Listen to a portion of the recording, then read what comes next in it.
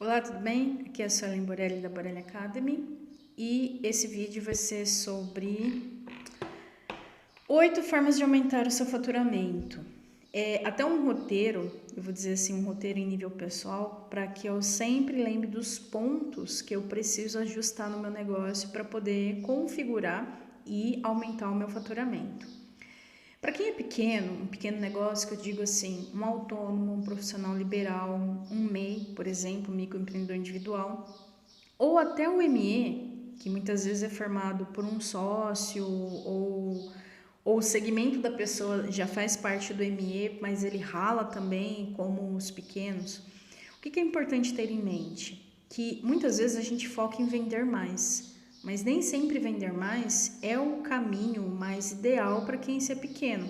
Às vezes, com algumas configurações no negócio, a gente consegue aumentar o faturamento e depois vai olhar essa questão do lucro. Mas vamos falar sobre aumentar faturamento, tá bom? Ou seja, mais dinheiro em caixa.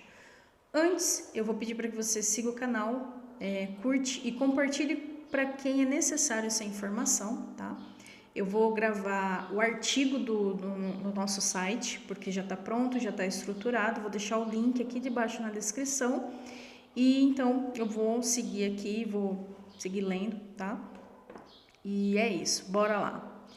O primeiro ponto é entender o seguinte: eu já vou pontuar na lata quais seriam os 8 caminhos, 8 etapas, 8 possibilidades de você aumentar o seu faturamento. E cada etapa dessa requer uma configuração. O que é importante você ter em mente? Quando você adquire uma informação de forma passiva, seja através de vídeo, de texto, de um livro, de um curso, você está aqui. Para você ir para esse outro ponto, você antes tem que ultrapassar a barreira do meio. Então, você tem que sair do conhecimento passivo para o conhecimento ativo. Esse conhecimento ativo requer que você pratique aquilo que você aprendeu. Só que o meio são os recursos para ajudar você nisso.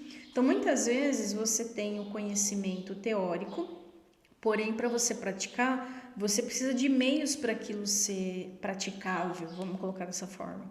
Então, entenda que o que eu vou passar está tudo no conhecimento passivo, ou seja, são informações, não quer dizer que você vai conseguir 100% praticar, porque muitas vezes você precisa trabalhar isso de forma pontual e individual no seu negócio, por exemplo, tá? Mas quais são as 8 etapas, vamos colocar dessa forma? A primeira é melhorar a experiência de entrega do seu cliente. Eu já vou explicar cada um desses, mas aqui já rapidão para você ter pelo menos essas 8 formas rápido, tá? A primeira é melhorar a experiência de entrega do seu cliente. A segunda é melhorar a forma de frequência de consumo das suas soluções. A terceira é aumentar o valor médio gasto por cliente, que é o ticket médio. O 4 seria a venda para quem já comprou. O quinto é o aumento de vendas para novos clientes, né? O sexto é o aumento do preço. O sétimo é fazer campanhas de marketing. E o oitavo é aumentar o valor da sua marca. Então, vamos ver isso pontualmente. Então, para aqueles que querem apenas informações em tópicos, foi passado. Agora a gente vai mergulhar um pouquinho mais.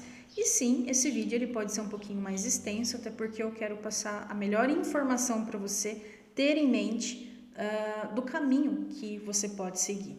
Existem sim algumas soluções que, no caso, a Borelli Academy pode ofertar para o seu negócio. A gente trabalha com gestão empresarial, então a gente tem diversas soluções para você sair desse passivo para o ativo, mas antes de você querer saber de soluções, etc, das nossas propostas, entenda nesse assunto. Então, você quer aumentar seu faturamento? Veja as possibilidades, ok? Agora eu vou mergulhar nesse assunto. O primeiro ponto é a questão de melhorar a experiência de entrega do seu cliente. O que é essa experiência? A partir do momento que a pessoa tem uma necessidade no mercado, independente daquilo que você vende, tá? Então, eu tenho diversas necessidades, o ser humano tem diversas necessidades. Vou dar um exemplo. Eu tô com fome, eu quero comer. Essa aquisição de algo, de alguém que vende algo para comer, muitas vezes essa tomada de decisão ela é imediata, porque a fome ela é uma necessidade bem básica. e ela precisa ser suprida de uma forma rápida. Então, por isso que negócios que vendem coisas para comer têm uma dinâmica maior, né? Só que uma coisa é comer, por exemplo, arroz, feijão, uma mistura, uma salada, que é mais comum, mais rápido. Outra coisa é você querer comer um hambúrguer, por exemplo, em outro nível de necessidade. Apesar de ser a mesma categoria, mas você compra em momentos diferentes. Isso é muito importante cada negócio entender, a dinâmica de como funciona o suprir necessidades humanas do seu mercado. Para esse assunto, você pode estudar mais um pouquinho sobre a pirâmide de Maslow, tá? Porque é imprescindível que você entenda as dores, inclusive, do seu cliente, parte por ponto para isso. Às vezes a gente só não consegue especificar melhor isso, mas é importante você ter um entendimento, porque são muitas habilidades, né, nos negócios. Então, entenda as dores que você supre através das necessidades do seu mercado. De qualquer maneira, a partir do momento que a pessoa tem acesso à informação da sua empresa, ao que você vende, ao que você vai entregar, toda essa cadeia, né, vai impactar na experiência que essa pessoa está tendo com a sua empresa. Desde ver informação, em tudo. Então, se você melhora essa vivência, desde o ponto de contato que a pessoa teve com a sua empresa, a forma que você respondeu, a forma que você atendeu, a forma que você entregou, pós-venda disso, ou seja, toda a cadeia para que a experiência da pessoa com a sua empresa seja o máximo positiva, você já vai conseguir reter pelo menos um pouco mais essas pessoas, né? Claro que vai depender da forma com a qual a pessoa consome, mas esse é um primeiro ponto a ser pensado. Por quê?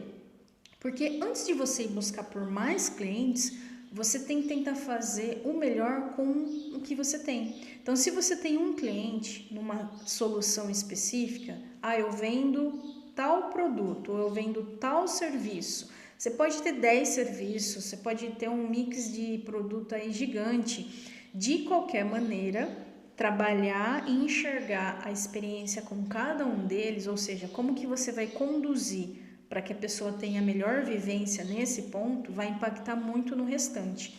Então, eu sempre digo para os clientes o seguinte: tenha o melhor processo para um que você vai ter para 10, porque depois é só replicar. Então, antes de ir em busca de novos, olhe para o seu processo hoje e fale: peraí, o que eu tenho, com o que eu tenho, eu entrego da melhor forma? É possível medir essa experiência do cliente? Sim, com a pós-venda, porque quando você faz todo o processo e aplica pós-venda, e aí você precisa saber o que você quer saber da experiência desse cliente, né?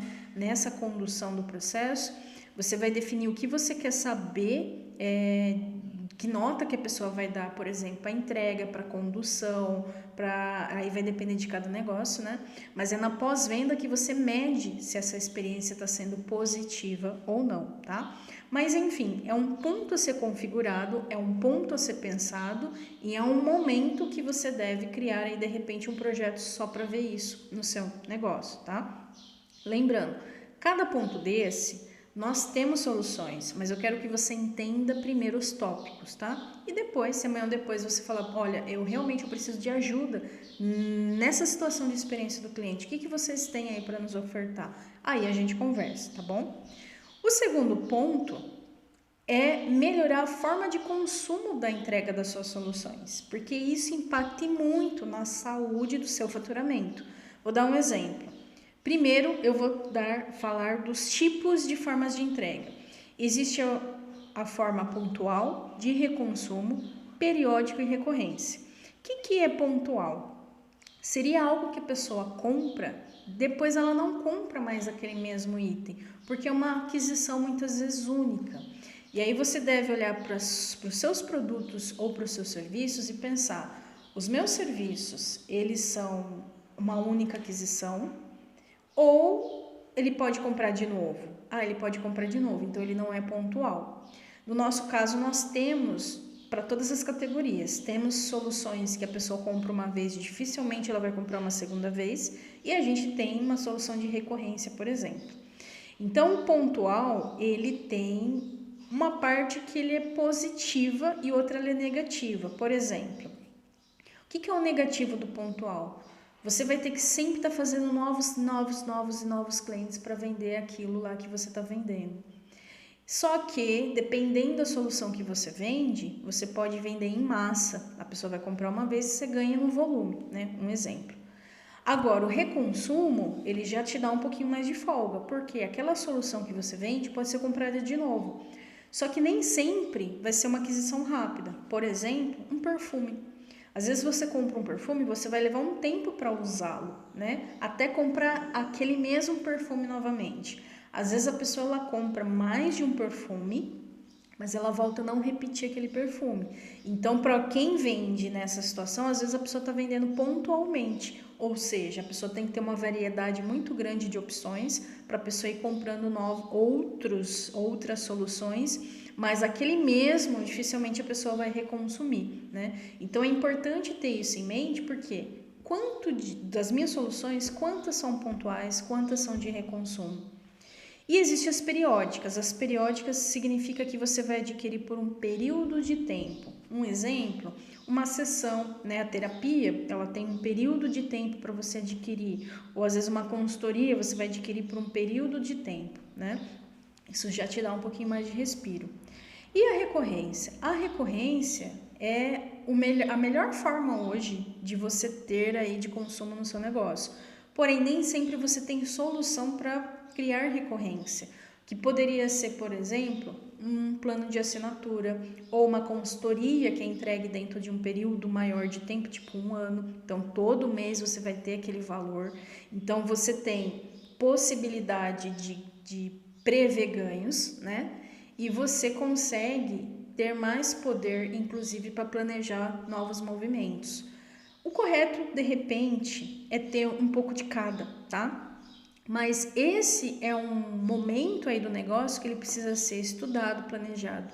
Em muitos casos, tem gente que cria soluções recorrentes ou que cria soluções periódicas. Então, quando você tem acesso a essa informação, você vai começar a analisar o seguinte: peraí, eu posso melhorar a forma de consumo daquela solução que eu tenho. Eu posso criar novos formatos da pessoa consumir. E aí você está criando novas possibilidades. O que vai acabar acontecendo? Se você criou um processo de experiência do usuário para suas soluções de uma forma que você melhore a forma de consumo, então você já está trabalhando 2 pontos internos do seu negócio sem necessariamente fazer aquisição de novos clientes.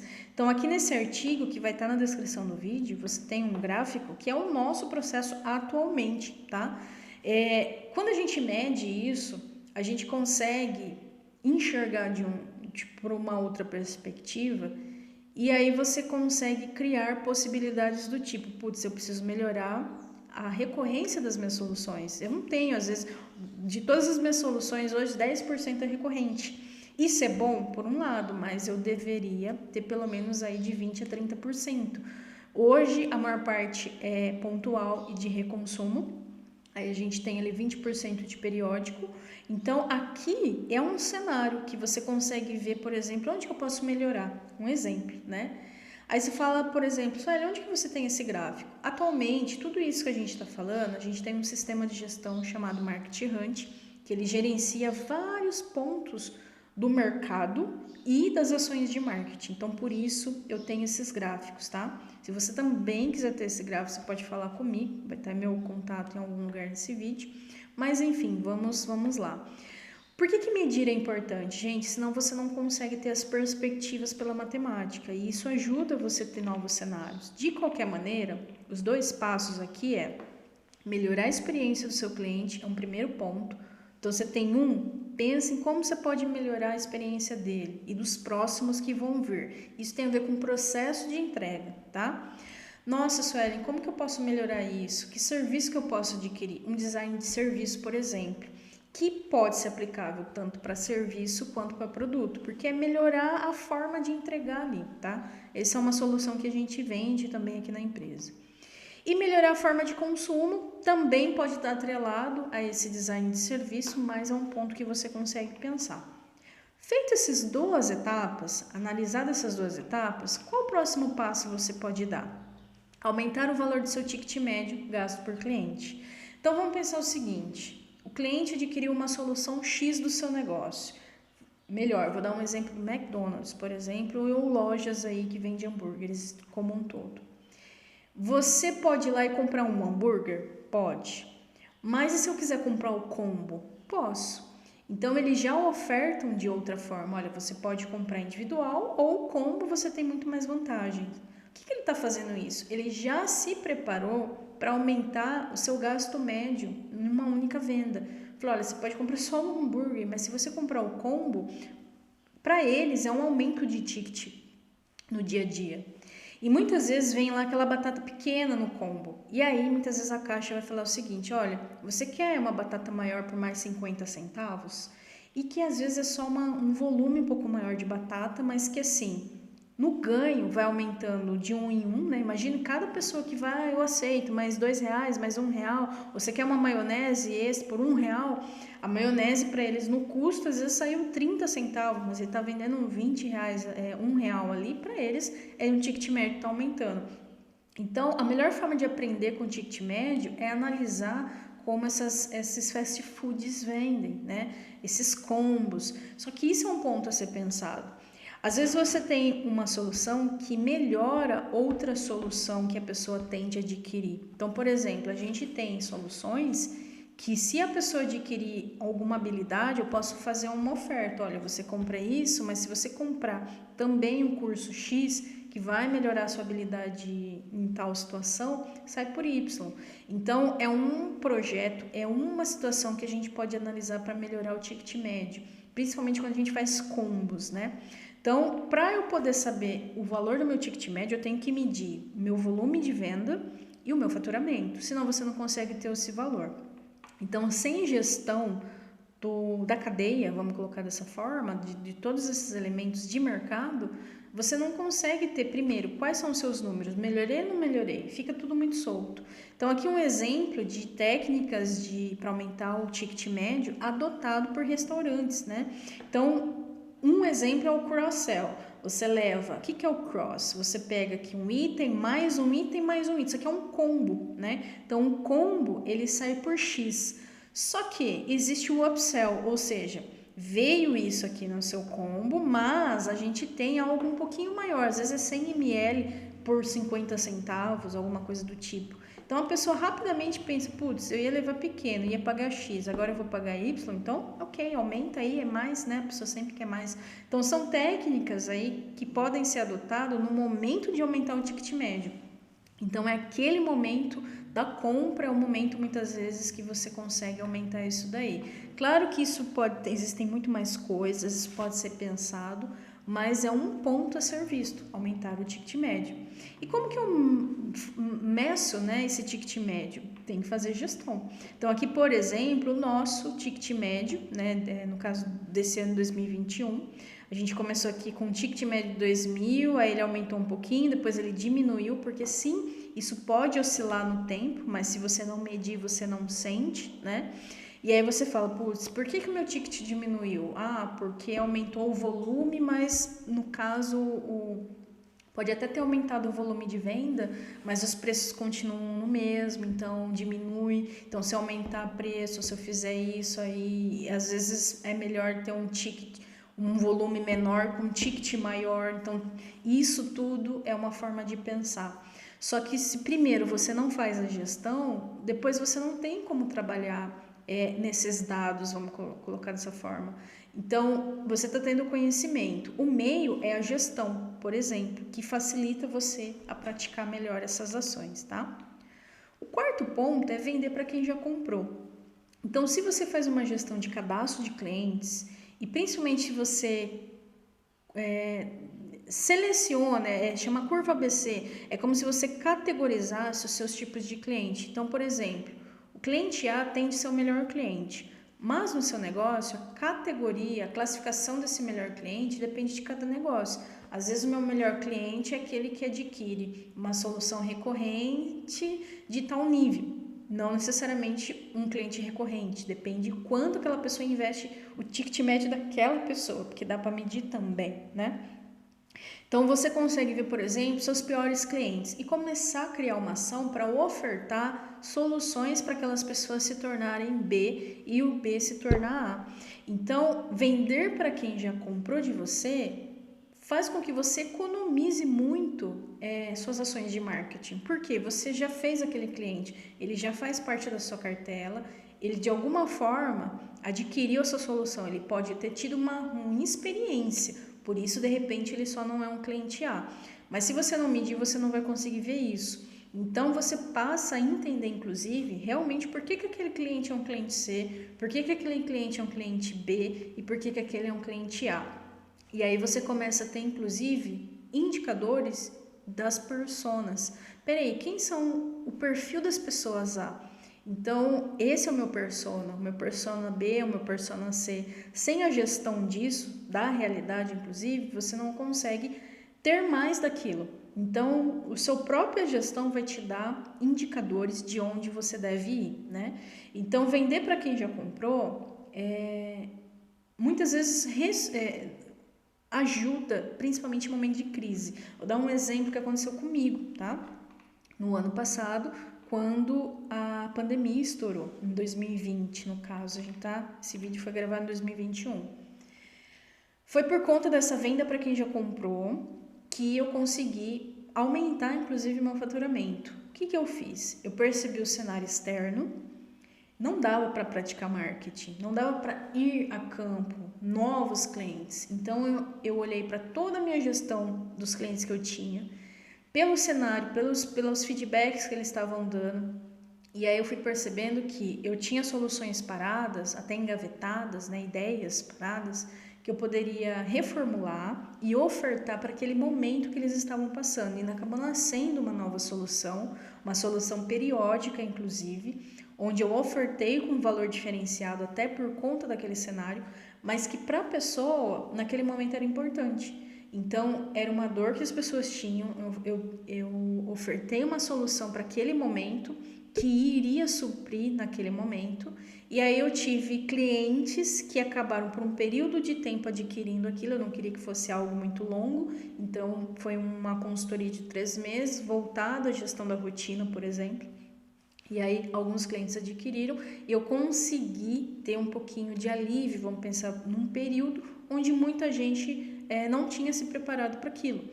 E eu não foquei em ir para novos, eu foquei apenas no que eu já tinha. Então, eu melhorei a experiência, criei uma nova solução, aumentei o meu ticket médio e ofertei para quem eu já tinha como cliente. Então, até o 4, a gente consegue olhar para dentro, entendeu? Com aquilo que você já tem, com aquilo que você já fez. Quem tá do zero, logicamente, putz, eu tô do zero, não tem cliente nenhum, vou começar a fazer, realmente começa a partir aqui do item 5, que é fazer um novo cliente. Então, quem não tem cartela nenhum vai começar a partir desse ponto a olhar, mas vai acabar voltando para os itens anteriores. Agora, você que já tem, que já está no mercado, você consegue retrabalhar todos esses elementos, tá? O quinto é o aumento das vendas. E olha só que interessante. Se você não tem uma meta para esse ano, você não sabe quanto você tem que vender. Por isso que definir meta é muito importante. E eu acho muito estranho, gente. 99% dos meus clientes não tinham metas no negócio. É o tipo de conhecimento de administração, não é nem de marketing. É uma coisa, sabe aquele arroz e feijão do negócio? Se você não define uma meta que é com base na sua classificação tributária, tá? Então, por exemplo, o MEI, ele pode faturar 6.750 no mês, vamos colocar assim. Pode passar um pouquinho? Pode, porque o que vale mesmo é o placar final, que é o do ano. Só que no mês, se você analisar que você tem um indicador e você está faturando, por exemplo, 3.000, aqui você pode faturar 6, a lacuna entre aquilo que você fatura e aquilo que você pretende faturar são as ações de marketing que devem acontecer no seu negócio. Porque esse aumento das vendas, você tem que saber quanto você tem que vender mais para você definir que ações você vai fazer. E quando você faz um movimento para o mercado, seja de publicidade, que é tornar público a informação do seu produto ou da sua solução, do seu serviço, Pessoas vão começar a ver, existem 3 tipos de pessoa: a que compra diretamente porque ela viu, tem a necessidade, ela tem atitude, mas isso é uma porcentagem pequena do mercado. Esse é o cliente tipo 1, que todo mundo quer. Só que existe o cliente tipo 2, aquele que fica parado no processo, aquele que, putz, eu até preciso, mas não resolve, não desova. Esse é a maior parte do mercado, que são os leads. Os leads, eles têm possibilidade de ser clientes, mas eles precisam ser trabalhados no tempo. Muitas vezes eles têm as objeções de venda dele, né? Ele só não comprou porque ele tem trocentas coisas que ele tem que resolver. Às vezes é questão financeira, às vezes é o tempo, às vezes tem esses às vezes, né? Então existe um número grande de pessoas que ficam paradas no processo. E o terceiro tipo é aquele que são indicações. A gente não tem acesso direto a essas pessoas. A gente depende de outras pessoas para falar dessas pessoas. Então, quando você passa a entender como que funciona esse processo da venda, essa questão do marketing, né? O que é um lead? Você faz gestão com lead? O que eu faço com lead, né? Esse é um ponto que muita gente, às vezes, não resolve, não gerencia. E é uma grande possibilidade. Então, você não precisa vender, às vezes, a sua meta. Você precisa vender X para poder atingir a sua meta. Então, você, por não ter essa visão macro, você acaba não definindo novos passos. Eu vou dar um exemplo aqui nesse gráfico. Esse aqui é o nosso gráfico de faturamento, por exemplo, 2021, neste momento, no nosso cenário. Então, perceba, aqui essa linha amarela é o ponto de equilíbrio. O que é o ponto de equilíbrio? Eu tenho que sempre, para eu poder lucrar, eu tenho que passar dela.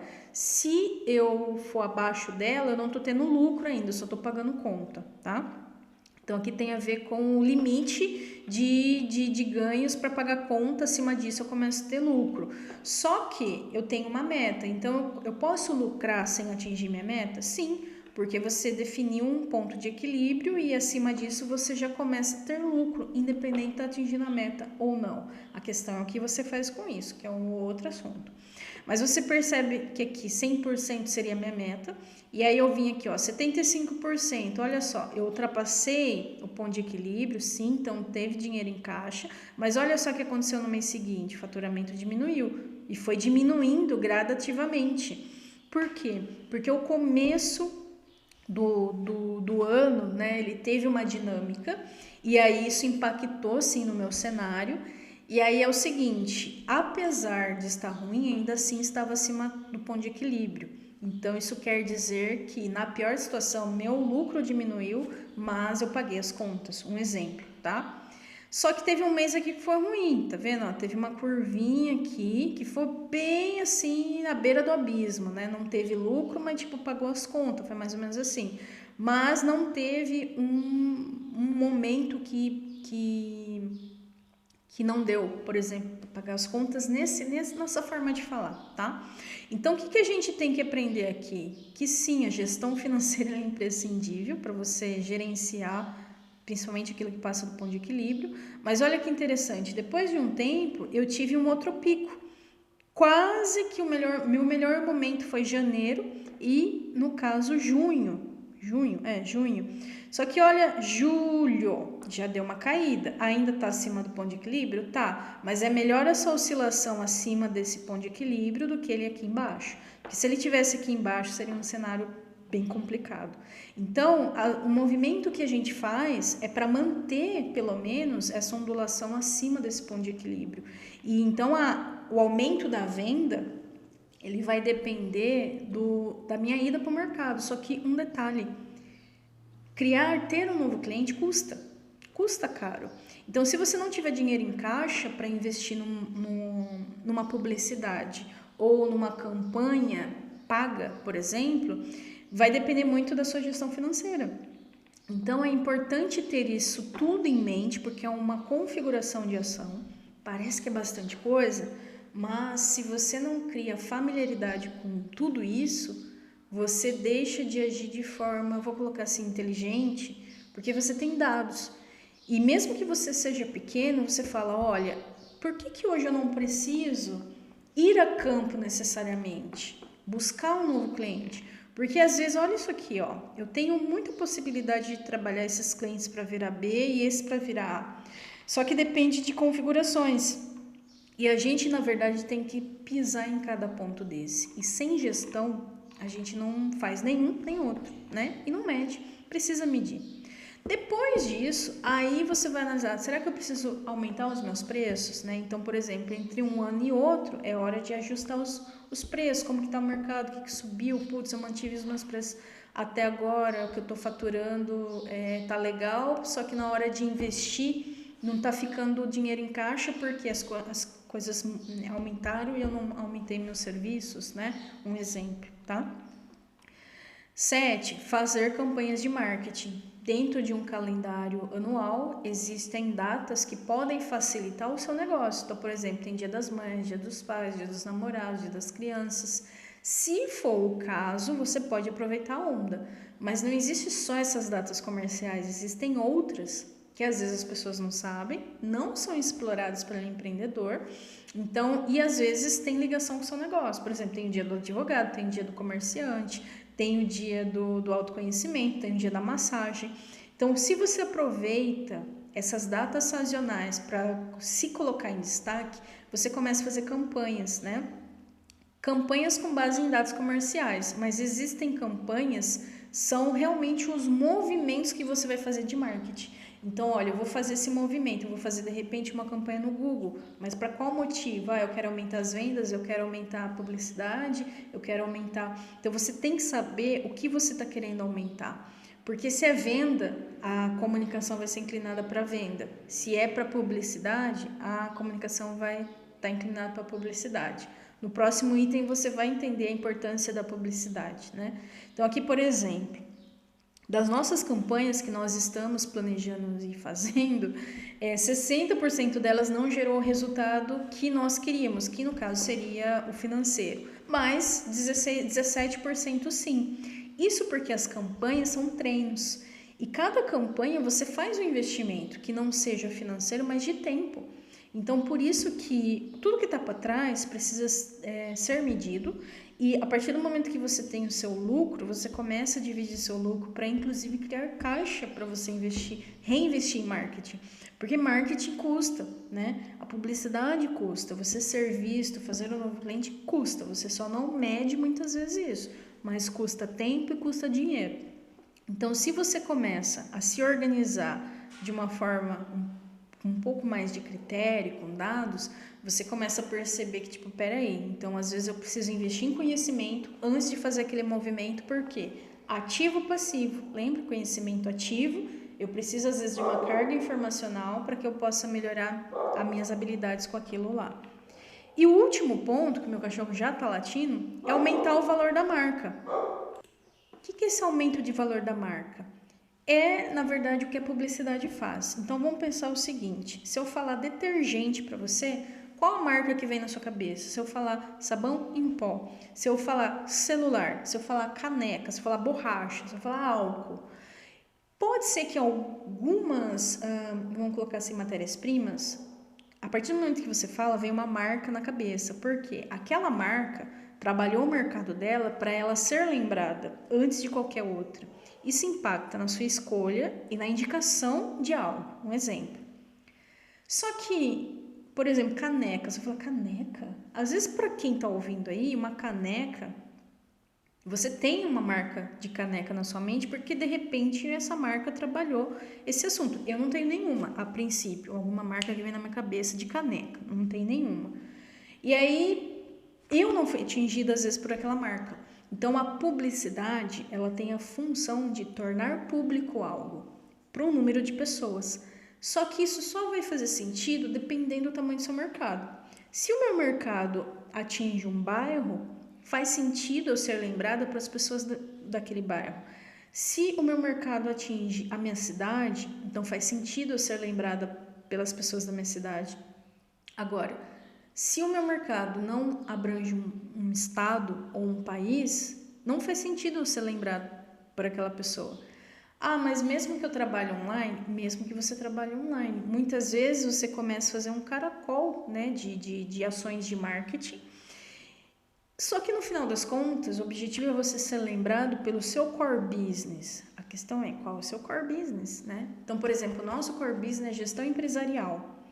E aí a gente tem as vertentes, claro, a gente tem as especialidades, não pega 100% uma empresa, mas tem colunas, pilares específicas, como gestão pessoal, gestão de marketing, segurança do trabalho, autoconhecimento, né? E gestão, vamos colocar noções de empreendedorismo, vamos colocar dessa forma. Então, esses 5 pontos eu preciso ser lembrada pelos meus clientes, pelo menos para que eles, quando acontecer, deles enxergarem uma situação que uma outra pessoa precisaria desse serviço, é onde acontece a indicação. Ou trabalhar isso com pessoas desconhecidas para que elas comecem a, olha, eu não comprei, mas eu já ouvi falar, né? E isso é desafiante, gente, principalmente dependendo do nível de necessidade que você vende. Então, por exemplo, se você sente fome e você come, e você gostou daquela comida, você teve uma boa experiência, o comer é uma necessidade básica. E se aquilo supriu você de uma forma que você fala, putz, eu quero que mais pessoas tenham essa experiência, é muito mais fácil indicar um restaurante, um lanche, alguma coisa do tipo, porque é uma vivência até primitiva, vamos colocar dessa forma. Agora, uma vivência intelectual, ela já é em outro nível. E sim, é discrepante por conta da nossa cultura. Aí tem diversas coisas que podem interferir. Só que quem tem um negócio não pode ficar sofrendo com essas variações. A gente tem que focar no que dá para ser feito. E nesse caso de aumento de faturamento, existem 8 possibilidades. E aí o melhor é você começar por cada uma delas. Se você não tem o conhecimento de cada uma, mas você está tendo uma informação, você vai precisar ir para desse conhecimento passivo para esse conhecimento ativo. Mas pelo menos a informação você tem. E você tem um link que você pode se guiar, mas pode ser que você não consiga praticar, porque realmente requer uma configuração. Entenda bem isso. Esse vídeo já está dando aí quase 40 minutos, mas eu realmente gostaria, né, que quem está tendo acesso a essa informação pudesse de uma vez entender que assim, olha a possibilidade de aumento de faturamento que um negócio tem, porém precisa de configuração. O meu nome é Suelen Borelli. Peço que você siga o nosso canal, ou se você está vendo no canal do YouTube da Borelli Academy ou do Empreender 360 Graus, que muitas vezes a gente replica os vídeos lá também. Abaixo provavelmente está o número do nosso WhatsApp. E se quiser falar um pouco mais sobre esse assunto, tirar alguma dúvida, dar sugestões, a gente está aberto aí a todas as possibilidades, né? E também se quiser saber as soluções que nós temos para cada ponto desse, fala com a gente. De qualquer maneira, e já adiantando no final aqui do artigo, né, o que eu tenho para explicar é a nossa solução de gestão para que você veja tudo isso. Tem esses gráficos também, que é o gestão do Marketing Hunt. O Marketing Hunt, ele te dá uma visão macro de todos esses pontos, você consegue gerenciar esses pontos, você sendo pequeno para você ter esses dados, e aí você vai crescendo perante essa análise de informação que você aprende durante o processo. A gente tem hoje tanto o processo EAD, onde o cliente ele investe um pouco menos, mas ele vai seguindo de forma mais autodidata, e a gente tem um processo em formato de consultoria, que daí é onde o cliente sim, ele faz um investimento maior, porém ele vai sendo guiado, aí tudo depende de bolso, de experiência e necessidades que cada um tem. Então, eu agradeço se você viu o vídeo até o final, porque quem vê até o final é porque realmente está precisando dessa informação. Possibilidade tem, eu espero que possa ter te ajudado de alguma forma. Curte, compartilhe, comente e até o próximo vídeo.